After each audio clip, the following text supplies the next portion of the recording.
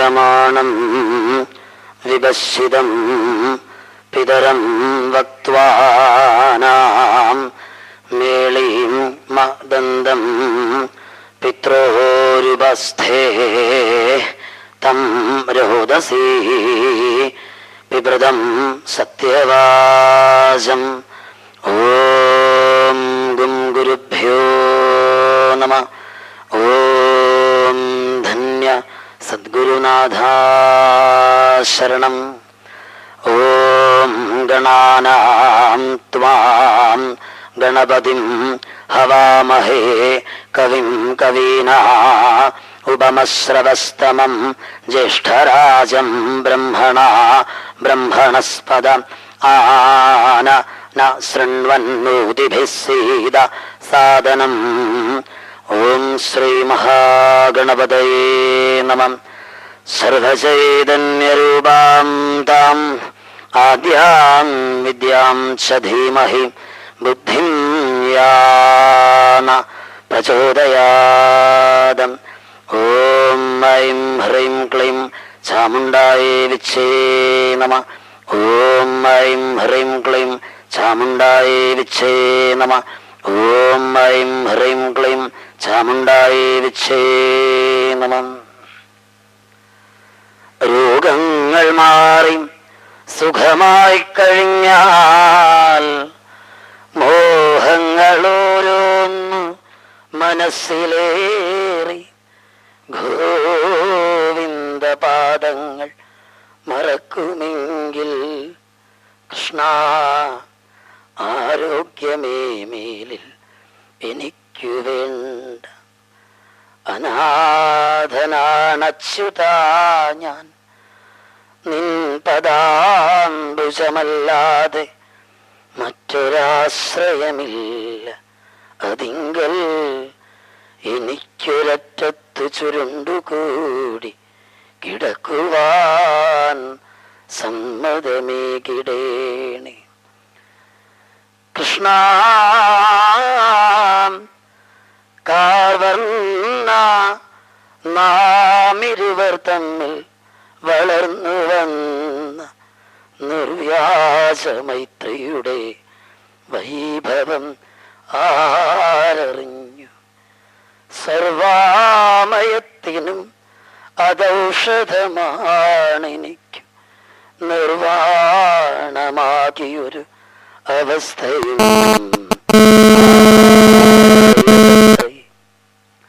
ലീലാസ്മിതം ലളിതമായൊളിയിൽ ചമച്ച പാലാഴി വീതിയിൽ ഒളിച്ചു കിടന്നു കൃഷ്ണൻ.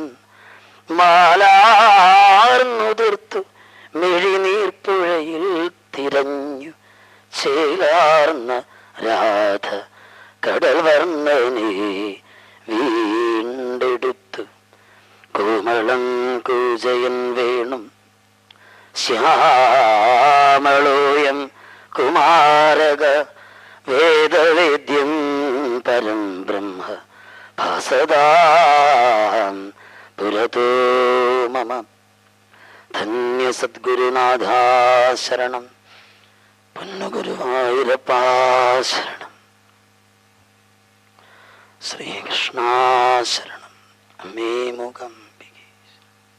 ശ്രീമദ് ഭാഗവതത്തിലെ കൃഷ്ണാവതാരം നിരൂപിക്കാൻ എന്ത് യോഗ്യതയാണുള്ളത് എന്ന് ആലോചിച്ചു പോണു. ജന്മാന്തരേ ഭവേത് പുണ്യം തഥാ ഭാഗവതം ലഭേതെന്ന് ഭാഗവതം പറയുന്നുണ്ട്. അങ്ങനെ ഏതോ ഒരു പുണ്യം ഈ സദസ്സിനെ ഇങ്ങനെ നേർക്കിരിക്കാൻ ഗുരുവായൂരപ്പൻ ഒരു സമ്മതം തന്നതേ അത്ഭുതം. ഭഗവത് തത്വത്തെ പറ്റി പറയാൻ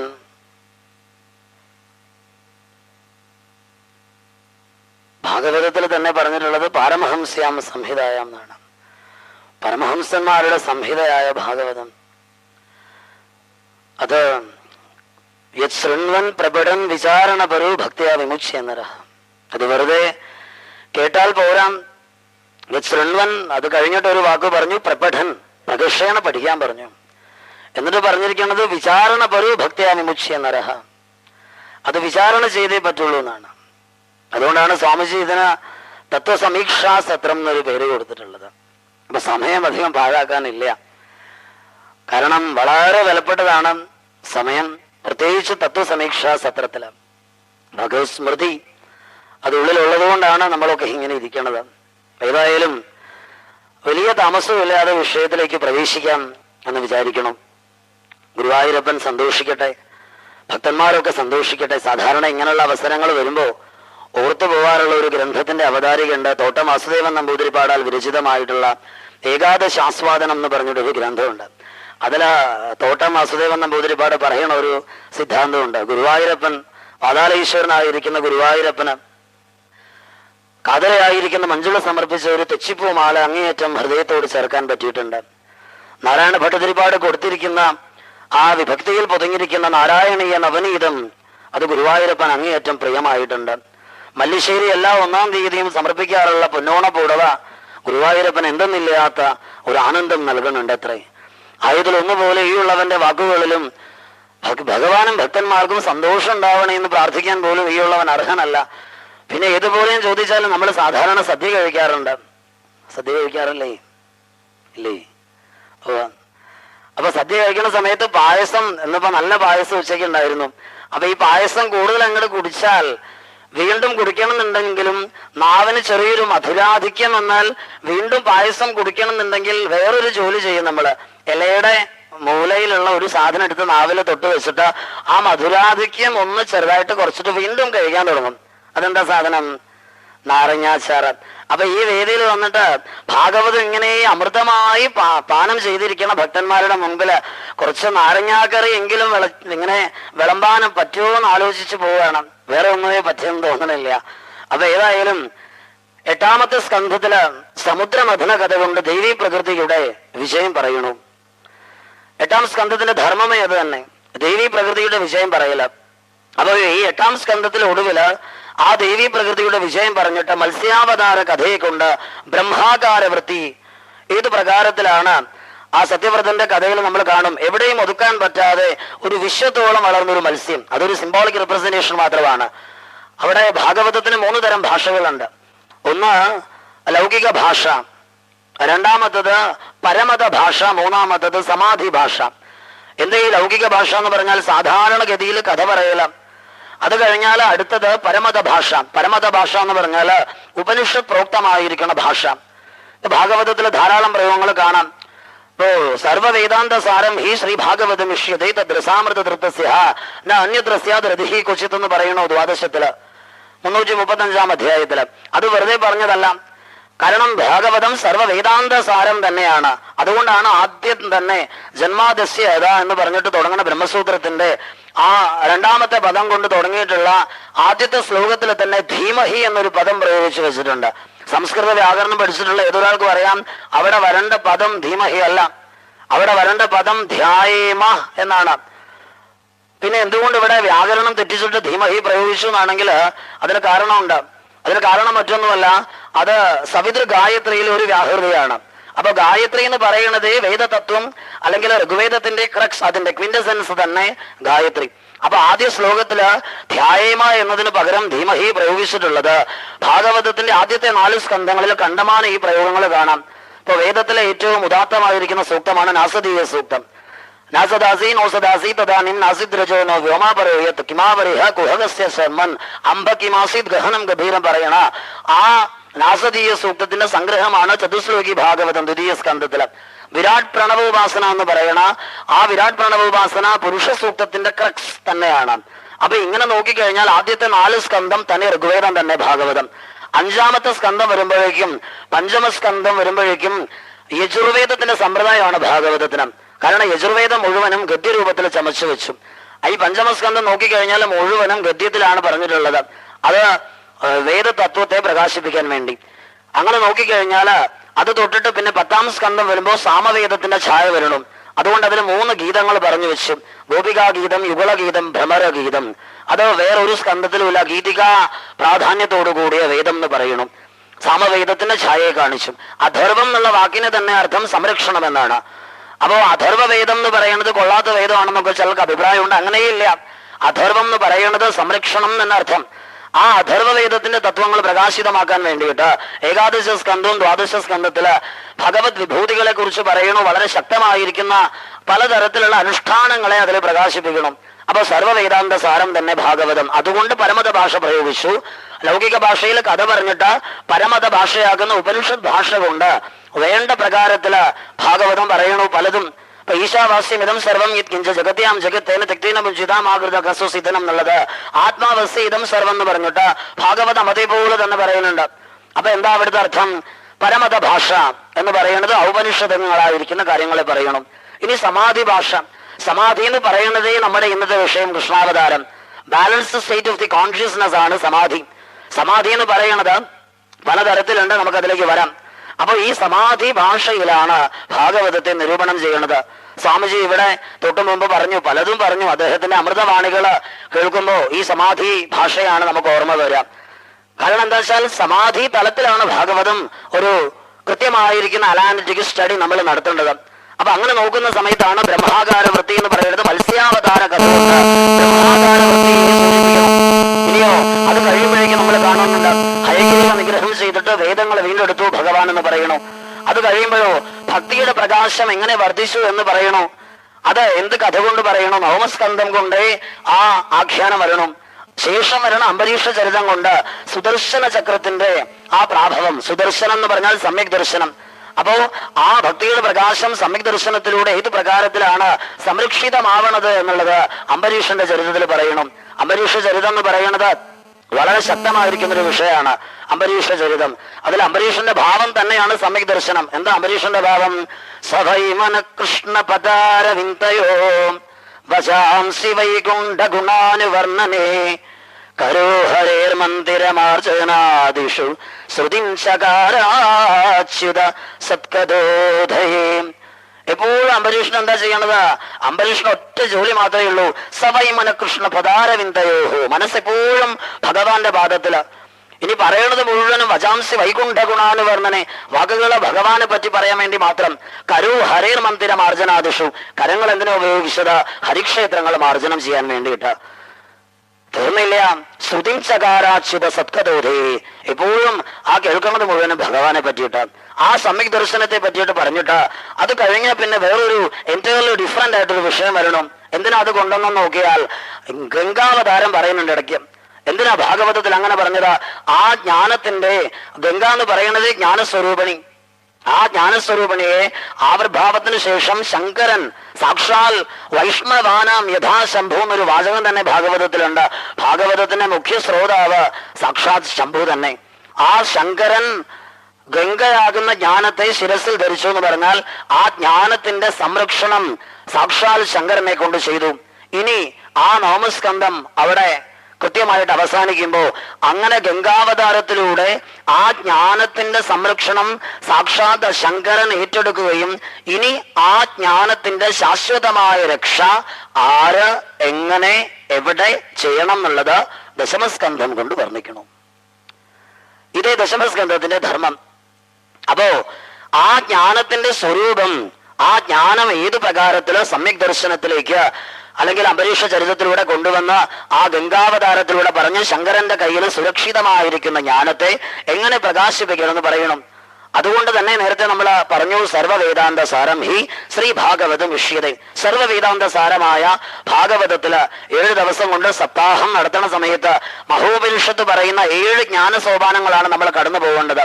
ആദ്യത്തെ ജ്ഞാന സോപാനത്തിന് ശുഭേച്ഛ എന്ന് പറയും. ശുഭേച്ഛ എന്ന് പറഞ്ഞാൽ ശുഭം ഉണ്ടായി കാണാനുള്ള ആഗ്രഹം.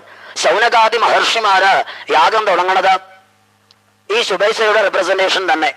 കാരണം ശൗനകൻ എന്ന് പറഞ്ഞാൽ ആള് ചില്ലറക്കാരനൊന്നുമല്ല. ശൗനകൻ എന്ന് പറയുന്നത് ഋഗ്വേദത്തിലെ 2ാമത്തെ മണ്ഡലത്തിന്റെ സൂക്തങ്ങൾ മുഴുവനും ശൗനകനും അദ്ദേഹത്തിന്റെ ഫാമിലിയുമാണ് എഴുതി ഉണ്ടാക്കിയിട്ടുള്ളത്. അത്ര മഹാത്മാവാണ് ശൗനകൻ. അങ്ങനെ ഒരാളാണ് ഭാഗവതത്തിലെ സത്രത്തില് ആദ്യമായിട്ട് വരണത് തന്നെ. ഋഗ്വേദത്തിന്റെ രക്ഷയ്ക്ക് വേണ്ടിയിട്ട് സൂത്രാനുക്രമണിക, നാമാനുക്രമണിക, ഋഗ്വിധാനം, പാദനിധാനം തുടങ്ങിയിരിക്കുന്ന ഗ്രന്ഥങ്ങളൊക്കെ ശൗനകൻ എഴുതി ഉണ്ടാക്കിയിട്ടുണ്ട്. അത് ഈ ശുഭേച്ഛ. ശുഭേശ എന്ന് പറയുന്നത് ശുഭം ഉണ്ടായി കാണാനുള്ള ആഗ്രഹം. രണ്ടാം ദിവസം ആകുമ്പോഴേക്കും ജ്ഞാനസോപാനം 2 സുവിചാരണ എന്ന് പറയും. സുവിചാരണ എന്താ ഈ സുവിചാരണ പറഞ്ഞാല് വൈരാഗ്യം വരണം എന്നാണ്. അത് പെട്ടെന്ന് വരണതല്ല. ഇതൊക്കെ വാക്കുകളെ കൊണ്ട് പറയാൻ നമുക്ക് അനുഭവത്തിന്റെ തലത്തിലേക്ക് വരുമ്പോൾ അവിടെ മൗനം മാത്രമേ ഉണ്ടാവുള്ളൂ. അപ്പൊ ഏതായാലും ആദ്യം ജ്ഞാനം എന്ന് പറയുന്ന ആ യോഗത്തിന്റെ ഭാവമായിട്ട് നമ്മൾ ഇതിനെ വിചിന്തനം ചെയ്തു പോകുമ്പോൾ വൈരാഗ്യം എന്ന് പറഞ്ഞാൽ എന്താ? ഈശ്വരനോട് ഇഷ്ടമുണ്ടാവുക, അത്ര തന്നെ. അതിന്റെ കൂടെ ഒരു ബാലകൃഷ്ണൻ കൂടെ സാധാരണ പറയാറുണ്ട്, പ്രപഞ്ചത്തോട് പ്രതിപത്തി ഇല്ലാതിരിക്കുക. പക്ഷെ അതിന് ആവശ്യമില്ല. കാരണം ഈശ്വര സർവഭൂതാനാം എന്ന് കണ്ടാ പിന്നെ മറ്റ് എന്ന് പറയുന്ന ഒരു ദ്വൈത വാസന അവിടെ ഇല്ല. അപ്പൊ ഈശ്വര പ്രതിപത്തി തന്നെ വൈരാഗ്യം എന്ന് പറയുന്നത്. മൂന്നാമത്തെ ജ്ഞാനസോപാനത്തിൽ നമ്മൾ പറയുന്ന പേരാണ് തനുമാനസി.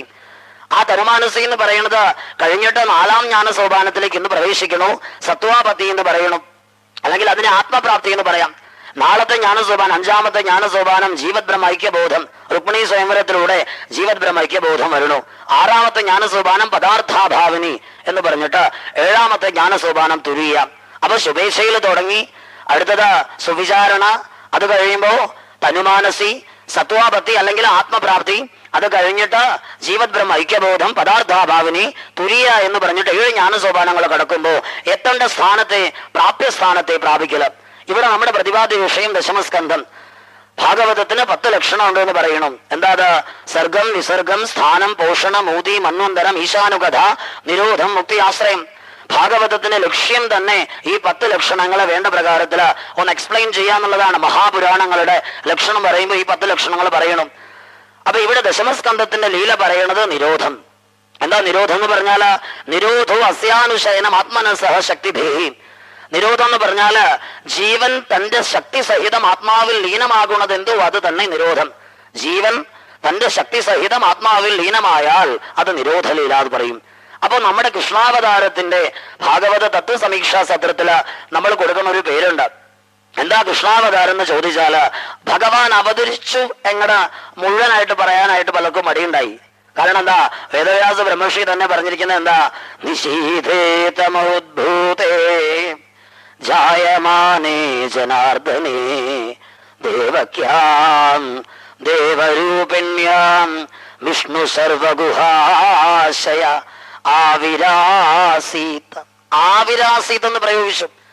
എന്താ അവതരിക്കാനുള്ള പദം അവിടെ പ്രയോഗിക്കാഞ്ഞത്? ആവിരാസീത്തും തന്നെ പറഞ്ഞു, ആവിർഭവിച്ചു പറഞ്ഞു. ഭട്ടതിരിപ്പാട് നാരായണീയം എഴുതിയപ്പോഴും ത്വം ഇഹ ആവിരാസി എന്ന് പറഞ്ഞു വെച്ചു. ആശാസു ശീതളതരാസു എന്ന് പറയുന്ന ശ്ലോകത്തിൽ അവസാനം ആവിരാസി പറഞ്ഞു. ഗർഗസംഹിത നോക്കിയാൽ ഗർഗഭാഗവതത്തിലും ഗർഗ മഹർഷി പറഞ്ഞിരിക്കുന്നത് ആവിരാസീത്. കാരണം എന്താ? അവിടെ ഭഗവാന് യഥാർത്ഥത്തില് ജനിമൃതികളൊന്നുമേ ഇല്ല. അതൊക്കെ നമുക്ക് തോന്നുന്നത് മാത്രമാണ്. പക്ഷെ ആ തോന്നലിന് പ്രാധാന്യമുണ്ട്. തോന്നലിന് പ്രാധാന്യം ഇല്ലാന്ന് പറയാൻ പറ്റില്ല. അപ്പൊ ആവിരാസീത് ആവിർഭവിച്ചു. കാരണം എന്താ അങ്ങനെ പറയാൻ കാരണം? കൃഷ്ണാവതാര തത്വം എന്ന് പറഞ്ഞാൽ യഥാർത്ഥത്തിൽ ഉപനിഷത് ഭാഷ്യത്തിൽ പറഞ്ഞാൽ ഋതംഭരാ ബുദ്ധിയാണ് കൃഷ്ണാവതാരം എന്ന് പറയുന്നത്. എന്താ ഈ ഋതംഭരാ ബുദ്ധി? ബുദ്ധി 3 തരത്തിലുണ്ട്. 1 ശ്രുത ബുദ്ധി, 2 യുക്ത ബുദ്ധി, 3 ഋതംഭരാ ബുദ്ധി. ശ്രുതബുദ്ധി എന്ന് പറഞ്ഞാല് കേട്ടിട്ടും പറഞ്ഞിട്ടും ഒക്കെ അറിയണത് ഈ ശ്രുതബുദ്ധി. അതെങ്ങനെ പറയാം, കേൾക്കാം, അത്രയൊക്കെ തന്നെ. കുറെ അറിവൊക്കെ ഉണ്ടാക്കി വെക്കാം. ഒരു ബോട്ടണിയിൽ ഒരു ഡിഗ്രി വാങ്ങിച്ചു എന്ന് വെച്ചിട്ട് അയാൾക്ക് ആനന്ദമൊന്നും ഉണ്ടാവുമൊന്നുമില്ല. ആരും പറയാറില്ല, ഓ ബോട്ടണി പഠിച്ചു കഴിഞ്ഞപ്പോ എന്തൊരു ആനന്ദമാണ് എന്റെ ഹൃദയത്തിന്, ആരും പറഞ്ഞു കേട്ടിട്ടില്ല. ഇനിയോ അതൊക്കെ മനസ്സിലാക്കി വെക്കാം, അത്ര തന്നെ. അടുത്ത ബുദ്ധി ഏതാ? സയന്റിഫിക് നോളജ്, യുക്ത ബുദ്ധി. അതുകൊണ്ടൊന്നും വലിയ പ്രയോജനമൊന്നുമില്ല. ഒരു കമ്പ്യൂട്ടർ നന്നാക്കാൻ പഠിച്ചു, അതൊക്കെ കയ്യിലിരുന്നോട്ടെ, ആനന്ദത്തിന് അതൊന്നും വക നൽകിയില്ല. പിന്നെ ഉള്ളതാണ് ഋതംഭരാബുദ്ധി. എന്താ ഈ ഋതം എന്ന് പറഞ്ഞാൽ? ഋതം എന്ന് പറഞ്ഞാൽ സത്യം. വേദമാണ് ഈ വാക്ക് ആദ്യം പ്രയോഗത്തിൽ കൊണ്ടുവന്നത്. എന്താ വേദത്തിൽ പറഞ്ഞിട്ടുള്ളത്? ഋതം വധിഷ്യാമി സത്യം വധിഷ്യാമി എന്ന് പറഞ്ഞു. അങ്ങനെയാണെങ്കിൽ സത്യം എന്ന് മാത്രം പറഞ്ഞാൽ മതിയായിരുന്നല്ലോ. എന്തിനാ ഋതം എടുത്തു പറഞ്ഞത്? രണ്ടിനും വ്യത്യാസമുണ്ട്.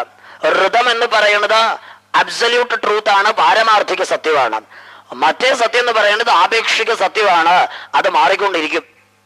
അത് വിചിന്തനം ചെയ്താൽ ബോധ്യപ്പെടാവുന്നതാണ്. അപ്പോ ഋതംഭര പ്രജ്ഞയിലേക്കുള്ള നമ്മുടെ പ്രയാണം തന്നെയാണ് കൃഷ്ണാവതാര തത്വം. അതുകൊണ്ടാണ് ഭഗവാന്റെ കഥ പറയുമ്പോ എപ്പോഴും 8 എന്ന് പറയുന്ന ഒരു സംഖ്യ വരും ഇടയ്ക്കിടയ്ക്ക്.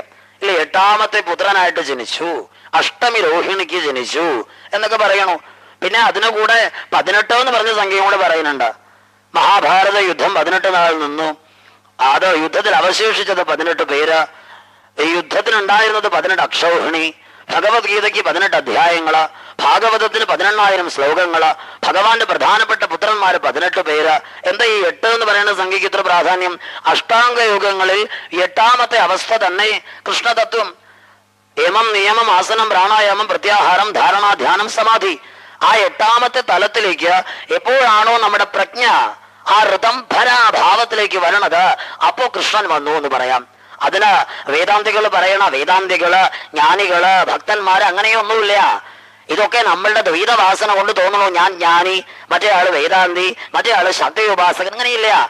ഇവിടെ ഒറ്റ സത്യം മാത്രമേ ഉള്ളൂ. സത്യത്തിന് അങ്ങനെയുള്ളൂ. യഥാർത്ഥത്തില് സത്യത്തിന് ബഹുവിധങ്ങളായിരിക്കുന്ന മുഖങ്ങളില്ല. ഒറ്റ സത്യം തന്നെയുള്ളൂ. പല വഴിക്ക് ആളുകൾ പോയി നോക്കണം. ആ പല വഴികളിലൂടെ സഞ്ചരിച്ചിട്ട് എത്തിച്ചേരേണ്ടതൊക്കെ ഒന്ന് തന്നെയാണെങ്കിലും ഇപ്പൊ നമ്മൾ സാധാരണ പറയാറുണ്ട്, എല്ലാ നദികളും ഒന്നിച്ചു ചേർന്നിട്ട് സമുദ്രത്തിൽ വന്ന് ഒന്നാവണമെന്ന് പറയും. പക്ഷെ അവിടെ ഒരു വ്യത്യാസമുണ്ട്. സമുദ്രത്തിൽ ചേരണതിന് മുൻപ് ഈ നദികൾക്കെല്ലാം തന്നെ ഐഡന്റിറ്റീസ് ഉണ്ട്.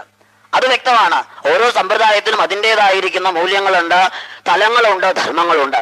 അപ്പൊ ഇവിടെ നമ്മള് ഈ തത്വസമീക്ഷാ സത്രത്തിലുള്ള കൃഷ്ണാവതാര തത്വത്തെ ഹൃദയത്തിലേക്ക് ഒന്നുകൂടെ ഉറപ്പിക്കാൻ വേണ്ടിയിട്ട് ഒരു തത്വ ദീക്ഷ നമ്മൾ അവിടെ പാലിക്കണം. അതാ ഈ സത്രത്തിന്റെ ലക്ഷ്യം.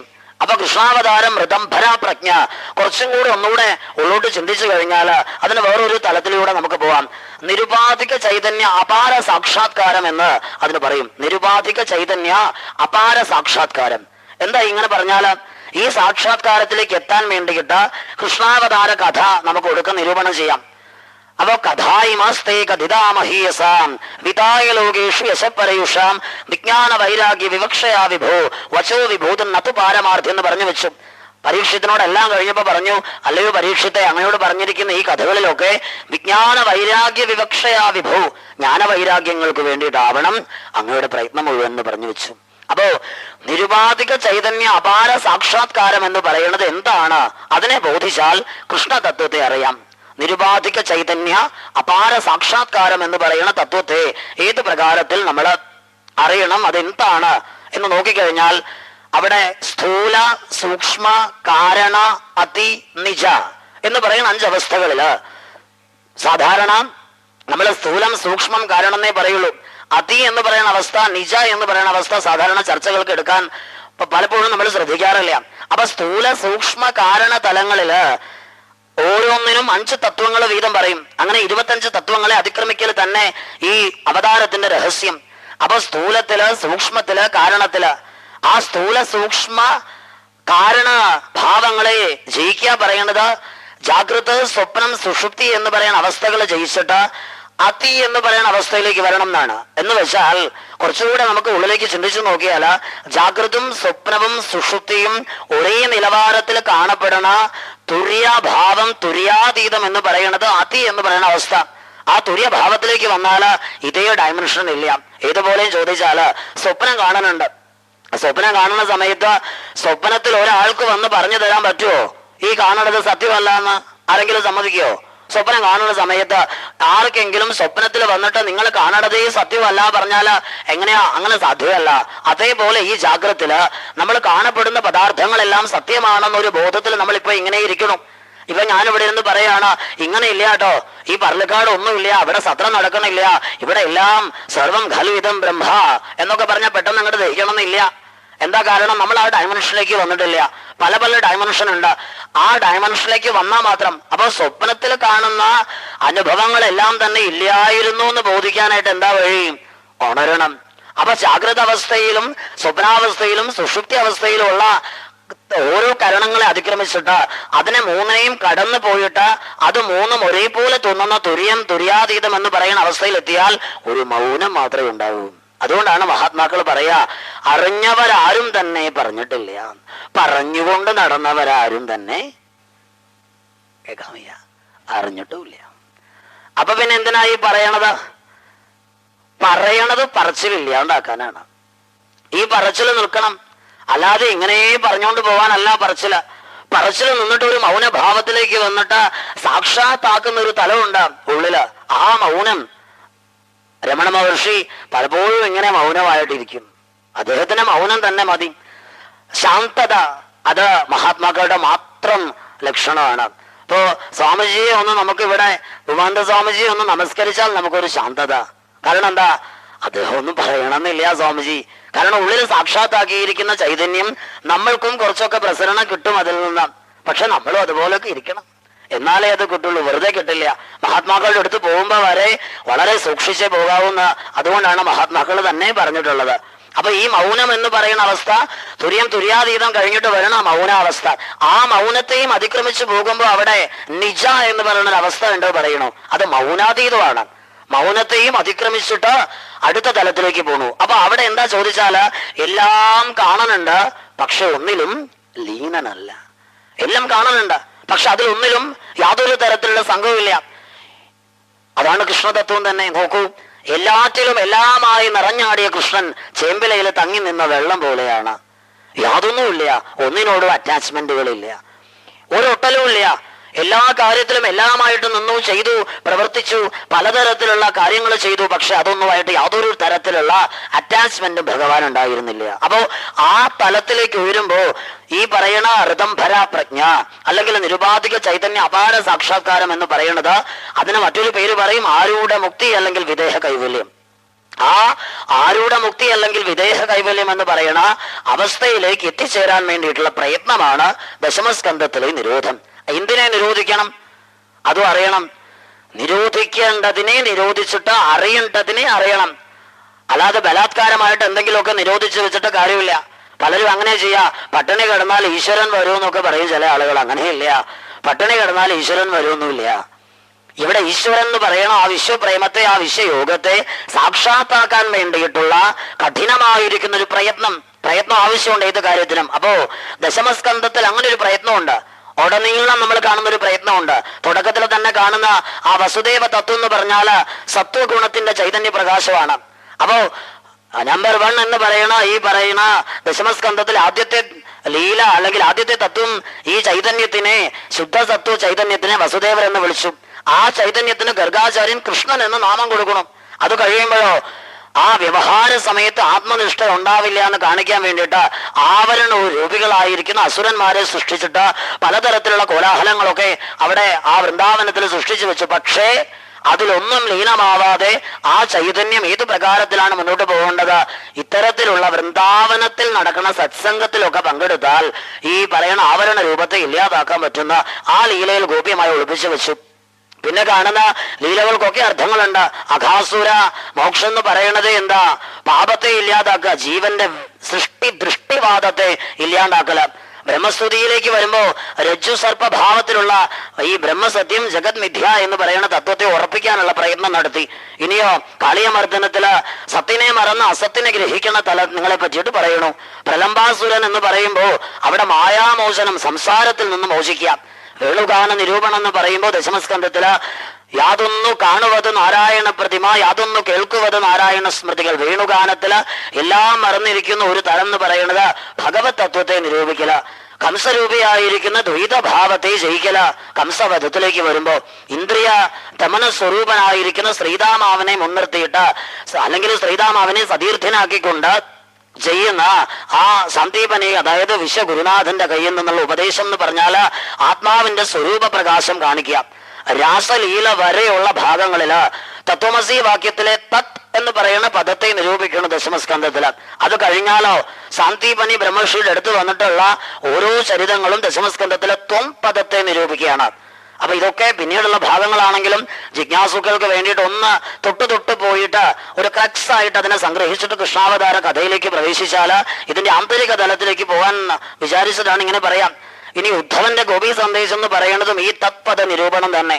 അതുപോലെ തന്നെ അക്രൂരന്റെ യമുനാസ്തുതി, അതുപോലെ തന്നെ അക്രൂരൻ തന്റെ ഗൃഹത്തിൽ വെച്ചിട്ട് ഭഗവാനെ സ്തുതിക്കണു. അത് രണ്ടും തത്വം, അതുപോലെ ത്വം പദത്തിന്റെ നിരൂപണം എന്ന് പറയണു.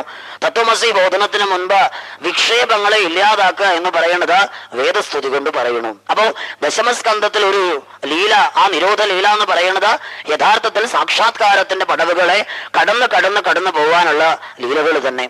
അപ്പൊ എന്തേ ഇങ്ങനെ പറഞ്ഞു ഭാഗവതത്തില്? ഭാഗവതത്തിന്റെ കേന്ദ്രബിന്ദുവായിരിക്കുന്ന ആ കൃഷ്ണതത്വത്തെ അടിവരയിട്ട് ഉറപ്പിച്ച ആത്മസാധനയിലൂടെ മുന്നോട്ട് പോയി സാക്ഷാത്കാരം സ്വീകരിക്കാൻ വേണ്ടിയിട്ട് ഇങ്ങനെ പറഞ്ഞു. ഇനി നോക്കുക, ആ സാക്ഷാത്കാരത്തിനെ വളരെ സിമ്പിളായിട്ട്, വളരെ ലളിതമായിട്ട് ഒരു കഥയിലൂടെ പറയാണ്. ആ കഥയിലേക്ക് വരണു ഇനി. അപ്പൊ ഋതംഭര പ്രജ്ഞ അല്ലെങ്കിൽ സമാധി തലത്തിലുള്ള ബോധം, അതായത് balanced state of the consciousness, ഇതിനെ എങ്ങനെയാണ് നമ്മൾ സ്വായത്തമാക്കേണ്ടത്? അത് കൃഷ്ണാവതാര കഥയിലൂടെ നിരൂപിക്കണം. കൃഷ്ണ കഥയിൽ നമ്മൾ ആദ്യം കാണുന്ന ഒരു കഥാപാത്രം ഉണ്ട്, അത്രയൊന്നും പോസിറ്റീവ് അല്ലാത്തൊരു കഥാപാത്രം. ആരാത്? കംസൻ. അപ്പൊ ഈ കംസന്റെ ഉപദ്രവം കൊണ്ടേ വയ്യ. ആ കാലത്ത് കംസന്റെ ഉപദ്രവം കൊണ്ട് ആളുകൾക്ക് വയ്യ. അപ്പൊ ഈ കംസൻ എന്ന് പറയുന്നത് ശരിക്കും കൃഷ്ണന്റെ അമ്മാവനാന്ന് പറയണു അല്ലേ? അങ്ങനെയൊക്കെ കഥയിൽ പറയും. ഏതായാലും ആ കംസൻ എന്ന വാക്കിനൊരു അർത്ഥമുണ്ട്. എന്താ അർത്ഥം? കമു കാന്തൗ കാന്തിരിച്ഛിതി ഇതി കംസഃ. അതായത് പ്രശോഭിക്കാൻ ഇഷ്ടപ്പെടുന്നവൻ അർത്ഥം. പ്രശോഭിക്കാൻ ഇഷ്ടപ്പെടുക എന്ന് പറഞ്ഞാല് അതിന്റെ ലൗകികാർത്ഥം വിട്ടിട്ട് അടുത്ത അർത്ഥത്തിലേക്ക് നമുക്ക് പോകാം. അപ്പൊ കഥയൊന്ന് നിരൂപിച്ചിട്ട് പതുക്കെ ആ വഴിക്ക് നമുക്ക് വന്നു നോക്കാമെന്ന് വിചാരിക്കുകയാണ്. അപ്പൊ ഈ കംസൻ എന്ന് പറയുന്ന ആൾ യഥാർത്ഥത്തില് കൃഷ്ണന്റെ അമ്മാവനാവൂന്നൊരു സംശയം തോന്നേണ്ടതാണ്. കാരണം എന്താ? ഉഗ്രസേന മഹാരാജാവിന്റെ പുത്രനാണോ കംസൻ എന്ന് ചിന്തിച്ചു നോക്കൂ. അങ്ങനെയല്ല, കഥയിൽ അങ്ങനെ പറയുന്നുണ്ട്. പക്ഷെ അദ്ദേഹത്തിന്റെ ഒറിജിനൽ അച്ഛൻ വേറെ ആളാണ്. അത് ദ്രുമിളൻ എന്ന് പറഞ്ഞിട്ടൊരു ഗന്ധർവനാണെന്ന് പറയും. ഉഗ്രസേന മഹാരാജാവിന്റെ പത്നി കൊട്ടാരത്തിൽ വിശ്രമിക്കുന്ന സമയത്ത് റാണിയുടെ സൗന്ദര്യം കണ്ട് ഭ്രമിച്ചിട്ടുള്ള ഈ ഗന്ധർവൻ വന്ന് വേഷം മാറി ഈ ആളെ പ്രാപിച്ചു. അങ്ങനെ ഉണ്ടായ കുട്ടി റാണി തന്നെ ശപിച്ചു എന്നാണ്. എന്താ ശാപം? രാക്ഷസ ഭാവത്തിൽ എന്നെ പ്രാപിച്ചുണ്ടായിരിക്കുന്ന കുട്ടി രാക്ഷസനെ പോലെ ആവട്ടെ എന്ന് ശപിച്ചു. കാലാന്തരത്തില് കംസൻ ജനിച്ചു. നോക്കി നിൽക്കുന്ന വേഗത്തിലാ കംസന്റെ വളർച്ച. ആകെ ഇഷ്ടമുള്ളത് എന്താ? ആകെ ഇഷ്ടമുള്ളത് എന്താ വെച്ചാൽ ഭക്ഷണം കഴിക്കുക. പിന്നെ ഉള്ളത് മറ്റുള്ളവരുമായിട്ട് വഴക്കുണ്ടാക്കുക. ഇതാണ് കംസന്റെ ഇഷ്ട വിനോദങ്ങൾ എന്ന് പറയുന്നു. കുറച്ചു കഴിയുമ്പോഴേക്കും നമ്മൾ കാണും കംസന്റെ വീരശൂര പരാക്രമിത്വങ്ങളൊക്കെ കാണുന്നുണ്ട്. ജരാസന്ധനുമായിട്ട് സന്ധി വെച്ചു. ജരാസന്ധന് 2 കുട്ടികളെ ഈ കംസന് വിവാഹം ചെയ്തു കൊടുക്കണം. മതം ഇളകി നിന്ന കുവലയാപീഠം എന്ന് പറയണ ജരാസന്ധന്റെ ആനയെ കംസൻ തളച്ചു എന്നൊക്കെ കഥകളിൽ പറയണം. അങ്ങനെ വന്നിട്ട് പിന്നെ നമ്മൾ കാണും വീരശൂര പരാക്രമിയായിരിക്കുന്ന ആ കംസന് പക്ഷെ ഒരാളെ ഭയമുണ്ട് കുറച്ചൊക്കെ. ആരെയാതാ? കൂടപ്പിറപ്പായിരിക്കുന്ന ദേവകീ ദേവിയെ. ദേവകീ ദേവിക്ക് ഒരു പ്രത്യേകതയുണ്ട്. സാധാരണ കുട്ടികളെ പോലെ അല്ല ദേവകീ ദേവി. യൗവനാവസ്ഥയില് ശരീരാദി സൗന്ദര്യ വികാരങ്ങളില് ഭ്രമമുണ്ടാവുന്നതിന് പകരം അധ്യാത്മവിദ്യയുടെ ഒരു സദ്ഭാവന ബ്രഹ്മവിദ്യ പാരംഗതയായ ദേവകീ ദേവിയിൽ പ്രകാശിതമായിട്ടുണ്ട്. ഏകാന്തതയെ പ്രാപിച്ചിട്ട് ആ ഏകാന്തമായിരിക്കുന്ന ഓരോ തലങ്ങളിലും ദേവകീ ദേവി ഈശ്വര സാധനയിലും ഒഴുകിയിരുന്നു എന്ന് പറയണു. അങ്ങനെ ആ ദേവകീ ദേവി ഒന്ന് നോക്കിയാല് കംസന് ചെറിയൊരു വിഷമം ഉണ്ടാവും. അത്രേ, ചെറിയൊരു ഉൾവലിവുണ്ടാവും കംസനെന്നാണ്. കാലം കടന്നുപോയി. ദേവകീ ദേവിക്ക് യൗവനമായി. ആ ദേവകീ ദേവിയെ വിവാഹം ചെയ്തു കൊടുക്കാൻ തീരുമാനിച്ചു. ആർക്കാത്?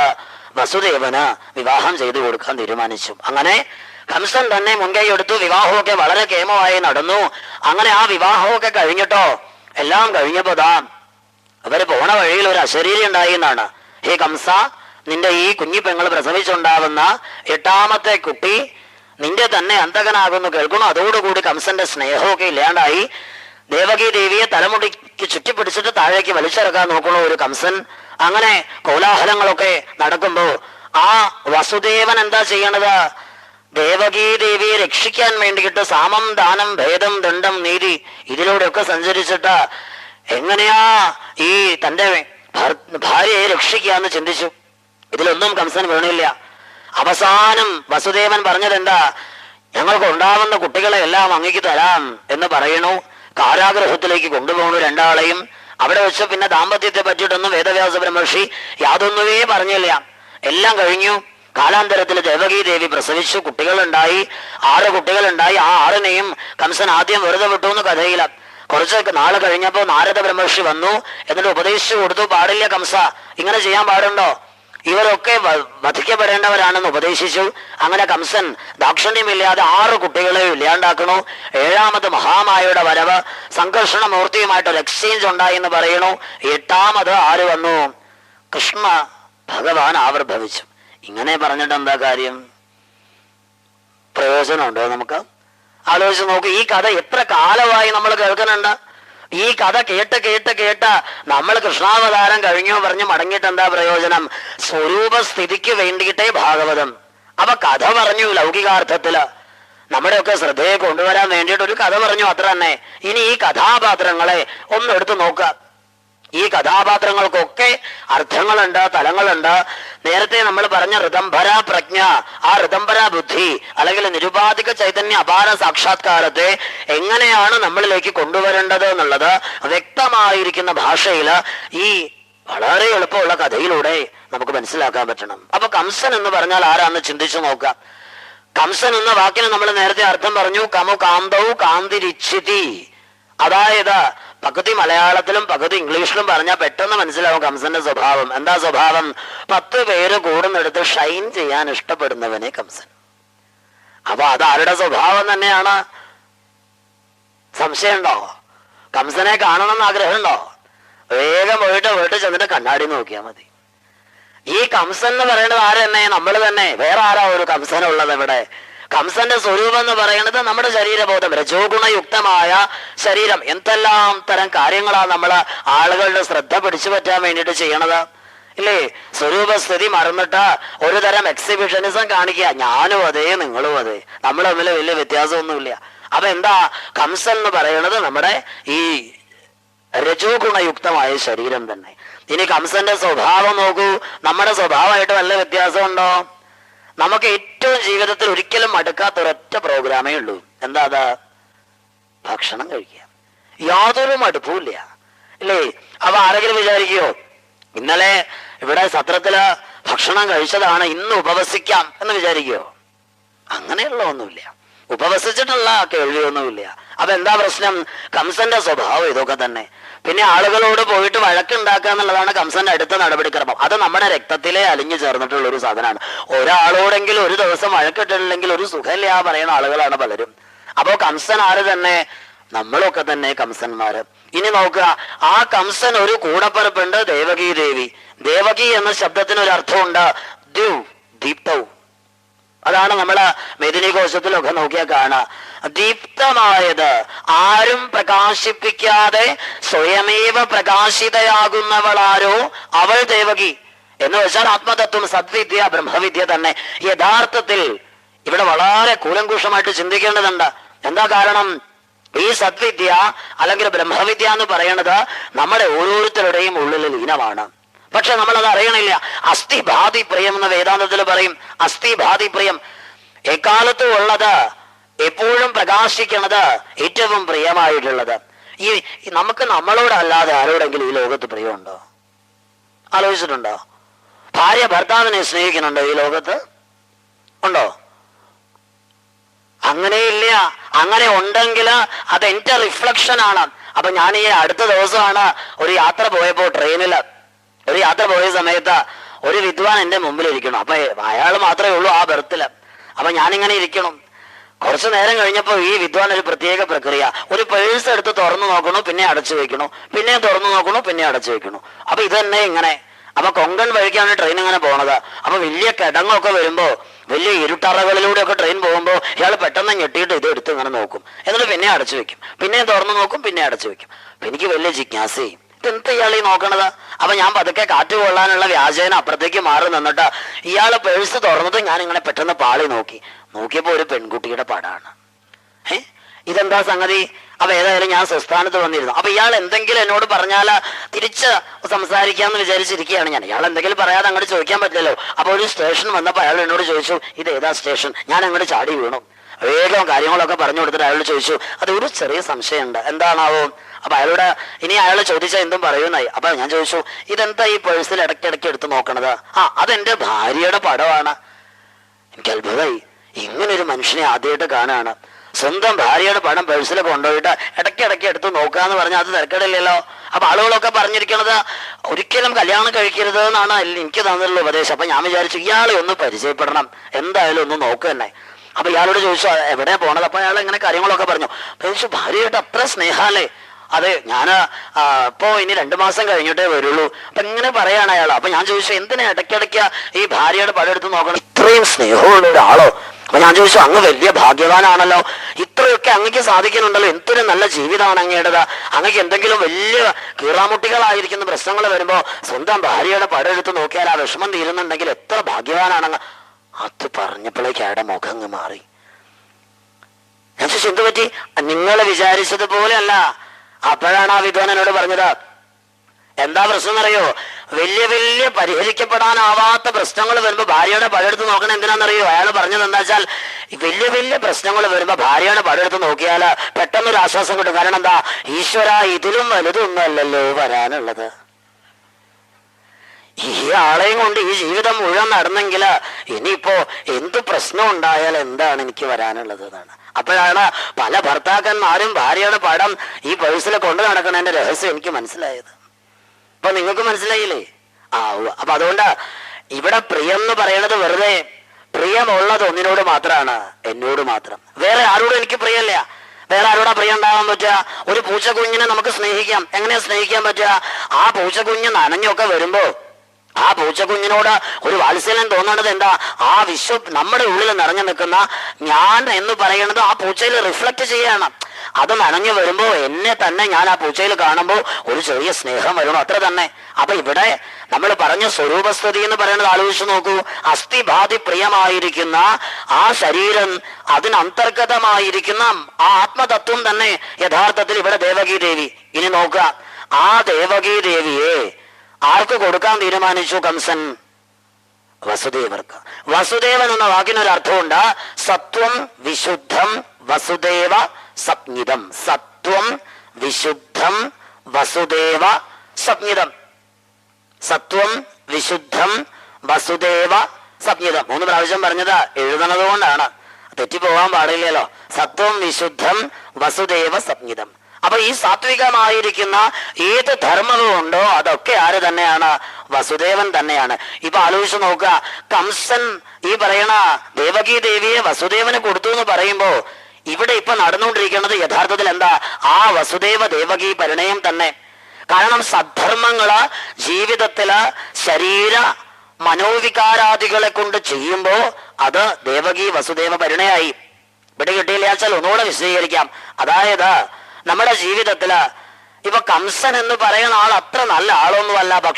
പക്ഷെ ചില സമയത്തൊക്കെ കംസൻ ഒരു അഡ്ജസ്റ്റ്മെന്റിന് തയ്യാറാവും. ഏതുപോലെ ഇപ്പൊ ഇവിടെ ഇരിക്കണ എല്ലാവരെയും കണ്ടാൽ എത്ര നല്ല ആളുകളാ, പക്ഷെ നമ്മുടെ തനി സ്വഭാവം ഇതാണോ? ആണോ? അല്ല. ഇതൊക്കെ കഴിഞ്ഞിട്ട് പുറത്തേക്ക് ഇറങ്ങി ആ പറളിക്കാടേക്ക് വരണം, വളവ് കഴിഞ്ഞാൽ നമ്മുടെ സ്വഭാവം അങ്ങോട്ട് മാറി. പക്ഷെ ഇപ്പൊ എന്താ ഒരു, എല്ലാവരെയും കണ്ടാൽ എന്തൊരു ഹൃദയത്തിൽ എന്താ ഒരു ആശ്ചര്യം, ഒരു സന്തോഷം. അപ്പോ ഇടയ്ക്കിടയ്ക്ക് കംസൻ ഒരു അഡ്ജസ്റ്റ്മെന്റിന് തയ്യാറാവും, കുറച്ചു നേരത്തേക്കൊക്കെ. അപ്പൊ ശരീരത്തിന് അങ്ങനെ ഒരു സ്വഭാവം ഉണ്ട്.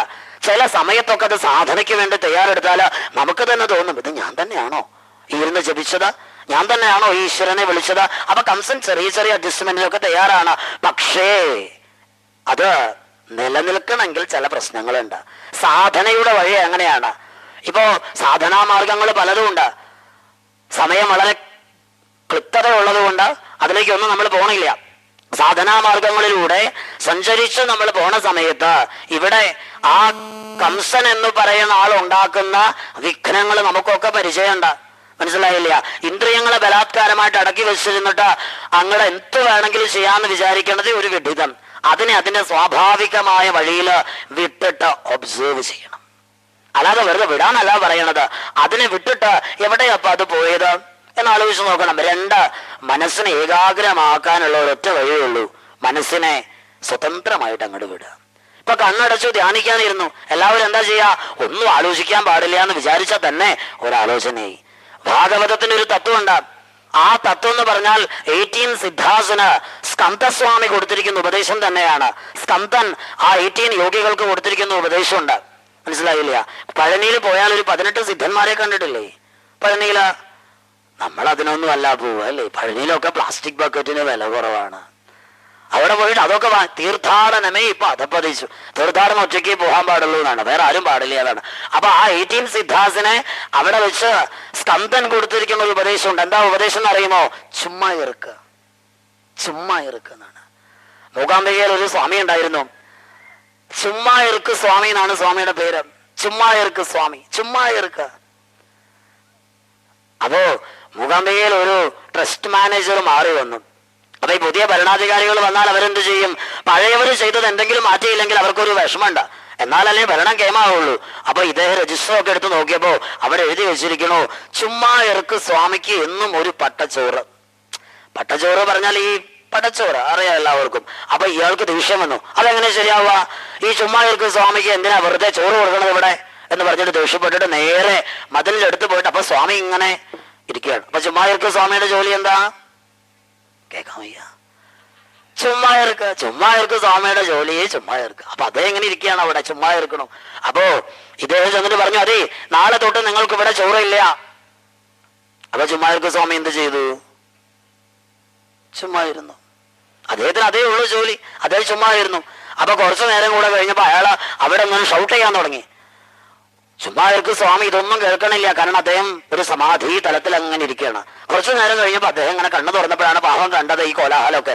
അപ്പൊ ഇദ്ദേഹം ചോദിച്ചു, ചുമ്മായർക്ക് സ്വാമിയോട് ചോദിച്ചു, നിങ്ങൾ എന്തിനാ ഇവിടെ വെറുതെ ഇരിക്കണം, നിങ്ങൾക്ക് നാളെ തൊട്ട് ചോറില്ല. അപ്പൊ അദ്ദേഹം പറഞ്ഞു, ഞാൻ വെറുതെ ഇരിക്കുകയല്ല, ചുമ്മാ ഇരിക്കുകയല്ലേ എന്ന് ചോദിച്ചു. അതെങ്ങനെ ശരിയാവുക? അപ്പൊ ചോദിച്ചു, എന്താ ഇപ്പൊ ചുമ്മാ ഇരിക്കാൻ ഇത്ര പ്രശ്നം? അപ്പൊ മാനേജറോട് നമ്മുടെ സ്വാമി ചോദിച്ചു, അങ്ങക്ക് ചുമ്മാ ഇരിക്കാമോ? പിന്നെന്താ, എനിക്ക് നിസ്സാരമായിട്ട് ചുമ്മാ ഇരിക്കാൻ പറഞ്ഞു. എന്നാ ഇരുന്നോളാൻ പറഞ്ഞു. അപ്പൊ സ്വാമിയുടെ അടുത്ത് ഇരുന്നു. അപ്പൊ പറഞ്ഞിട്ടുണ്ട്, അപ്പൊ സ്വാമിക്ക് നല്ല പൊട്ടൻഷ്യലുള്ള ആളാണ്. നമ്മൾക്ക് പക്ഷേ ഭാരതീയ സംസ്കാരത്തില് ഈ സ്വാമിജി എന്ന് പറയുന്ന വാക്ക് കേൾക്കുമ്പോ ഹൈന്ദവ സംസ്കാരത്തിനൊരു വിഷമുണ്ട്. അത് പറയുമ്പോ യഥാർത്ഥത്തിൽ ശ്രദ്ധിക്കണം.